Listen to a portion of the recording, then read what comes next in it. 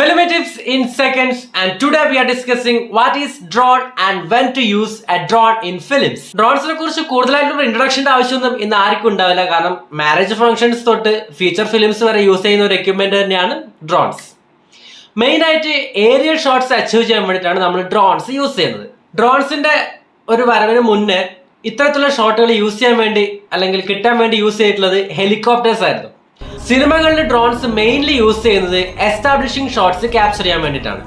നമുക്ക് പറയേണ്ട കഥക്കനുസരിച്ച് അല്ലെങ്കിൽ നമ്മുടെ ക്രിയേറ്റിവിറ്റിക്ക് അനുസരിച്ച് വേറെ ഏത് സിറ്റുവേഷനിലും ഡ്രോൺസ് യൂസ് ചെയ്യാം. അതുപോലെ തന്നെ വേറൊരു മൂവ്മെന്റ് ആയിട്ട് നമുക്ക് കമ്പൈൻ ചെയ്യാം, വേറൊരു എക്യുപ്മെന്റ് ആയിട്ട് നമുക്ക് വേണ്ടി കമ്പൈൻ ചെയ്തിട്ട് ലോങ് ടേക്കുകൾ യൂസ് ചെയ്യാം, ക്രിയേറ്റീവ് ആയിട്ടുള്ള ഷോട്ടുകൾ എടുക്കാം. ഇതിനൊക്കെ ഡ്രോൺസ് യൂസബിൾ ആണ്.